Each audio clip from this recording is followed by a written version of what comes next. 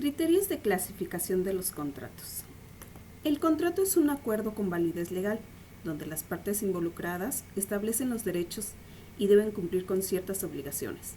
Para que se pueda llevar a cabo un contrato, no basta con que el acuerdo sea verbal, debe presentarse por escrito con la firma de los involucrados y enmarcarse dentro de la ley para su cumplimiento.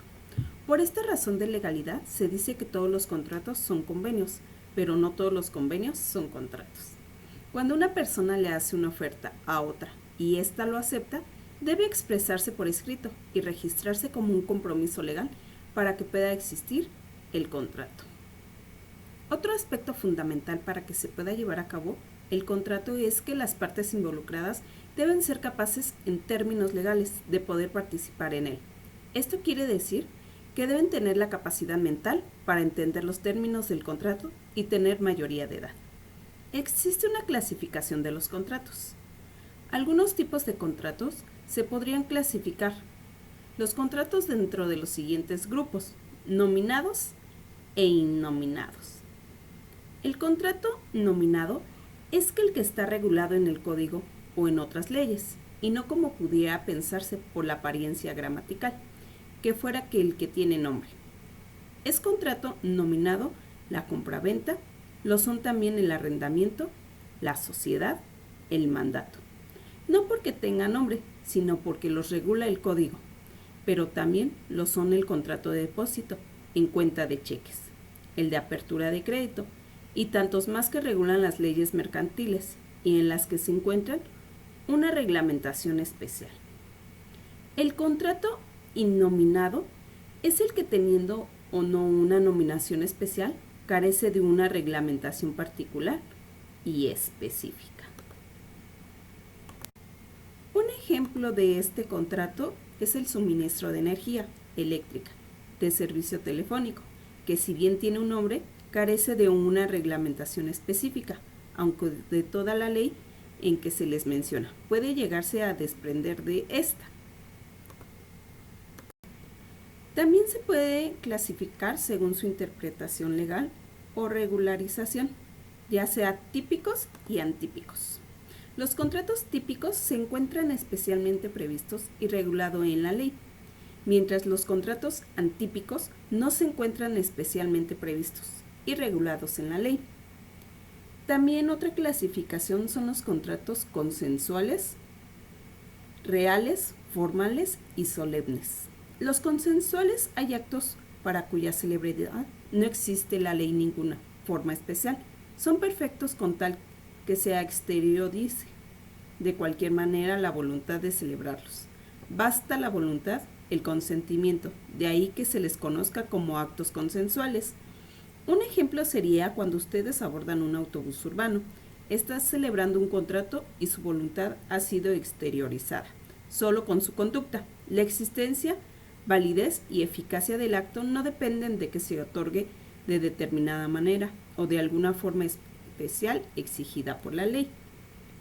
Mientras los reales, ciertos actos jurídicos se constituyen no solo con la declaración de voluntad, sino que a esta debe forzosamente acompañarse la entrega de una cosa. De ahí se les denomina actos reales. Mientras los formales, hay actos y contratos a los que el legislador asigna una forma necesaria para su validez. En ellos la voluntad debe ser exteriorizada, precisamente de la manera exigida por la ley, pues de lo contrario, el acto puede ser anulado. En los contratos formales, la falta de la forma legal no impide la existencia del acto, pero sí los afecta en su eficacia. Los solemnes son los actos que para existir necesitan de ciertos ritos establecidos por la ley. La manera en que se exterioriza la voluntad es requisito constitutivo del acto. El ropaje con que son cubiertos es parte esencial, y su falta motiva de la inexistencia del mismo como negocio jurídico. Un ejemplo sería el matrimonio. También se clasifican según las obligaciones. Estas serían unilaterales y bilaterales. Las bilaterales son sinalagmáticos, los que generalmente recíprocamente obligaciones para ambos contrayentes. Todos se quedan obligados a conceder alguna prestación. Ejemplo, la compraventa, en el cual el vendedor queda obligado a entregar la cosa vendida y el comprador a dar precio convenido por ella. Mientras los unilaterales solamente generan obligación a cargo de una de las partes y la otra no asume compromiso alguno. Un ejemplo sería en una donación. El donante queda obligado a entregar la cosa y el donatorio no queda obligado. El contrato es unilateral cuando una sola de las partes se obliga hacia otra, sin que ésta le quede obligada. El contrato es bilateral cuando las partes se obligan recíprocamente. Otra clasificación se erguirían según su valor, que sería onerosos y gratuitos. El contrato gratuito cuando solo beneficia a una de las partes, por ejemplo, el contrato de donación. Y mientras el contrato oneroso, en este caso ambos contratantes obtienen un beneficio, por ejemplo, contrato de compra-venta de un bien inmueble. También existen los onerosos conmutativos y onerosos aleatorios. Los aleatorios, esta clasificación de contratos constituye una subdivisión de los contratos onerosos. El contrato es aleatorio cuando las prestaciones que las partes se conceden o la presentación de una de ellas depende, en cuanto a su existencia, un monto de azar o sucesiones imprevisibles, de tal manera que es imposible determinar el resultado económico del acto en el momento de celebrarse. Las partes no conocen de antemano si se les producirá ganancia o pérdida. Mientras el conmutativos es cuando su resultado económico normal se conoce desde el momento en que el acto se celebra y las partes pueden apreciar de inmediato si habrá de producirlas en beneficio una pérdida. El contrato oneroso es conmutativo cuando las prestaciones que se daban las partes son ciertas desde que se celebra el contrato, de tal suerte que ellas pueden apreciarse inmediatamente el beneficio o la pérdida que les cause este. Es aleatorio cuando la prestación debida depende de un acontecimiento incierto, que hace que no sea posible la evaluación de la ganancia o pérdida, sino hasta que ese acontecimiento se realice. También están los preparatorios y definitivos. El contrato preparatorio, llamado también contrato preliminar o precontrato, es aquel que tiene por objeto la celebración de un contrato futuro. Las partes que lo conciertan se comprometen en él a celebrar otro contrato, que será el definitivo, dentro de cierto plazo. Su contenido consiste en obligación de hacer, pues por efecto del mismo no se genera otra obligación que no sea la formalización del acto definitivo, cuyas estipulaciones son embosadas en las cláusulas del precontrato. La celebración del contrato preparatorio no constituye, según lo expuesto, el definitivo, ni significa forzosamente su realidad futura, que podrá llegar a celebrarse o no, pues todo contrato, como resultado de la decisión voluntaria de las partes, producto de su libre albedrío, tendrá realidad dentro de un plazo previsto, si así lo deciden los contrayentes.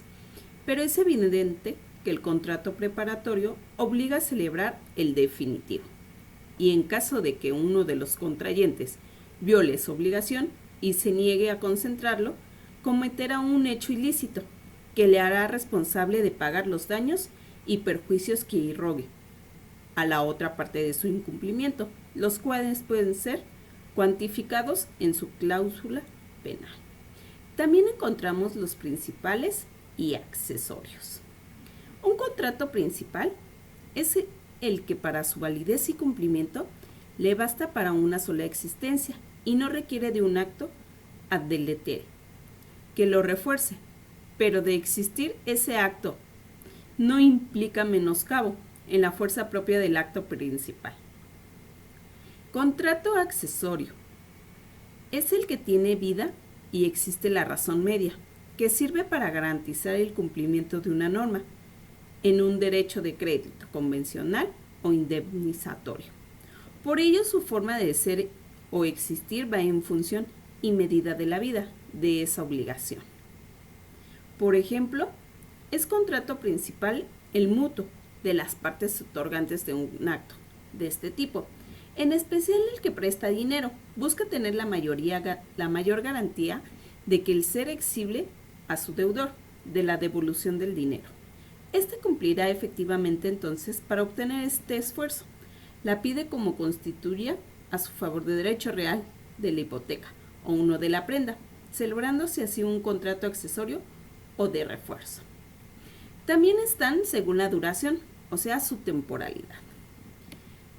Sería el cumplimiento instantáneo, diferido y sucesivo. El contrato de tracto instantáneo es el que nace, se perfecciona y ejecuta en un solo momento. Tal es el caso del contrato de compraventa al contado, en donde solo el acuerdo de las voluntades sobre un objeto cierto se logra la plenitud y eficacia del contrato y se cumple de inmediato. El contrato de tracto sucesivo es el que nace y ya perfeccionado el acto, el contrato no concluye, sino que las partes se siguen haciendo prestaciones continuas o periódicas. El contrato de prestaciones diferidas o de tracto doble es el que nace y se perfecciona en un momento y se ejecuta y extingue en otro posterior. No es instantáneo porque no se perfecciona y agota en un solo momento. Tampoco es tracto sucesivo porque no se agota en prestaciones periódicas, sino que cumple solo en dos momentos diversos.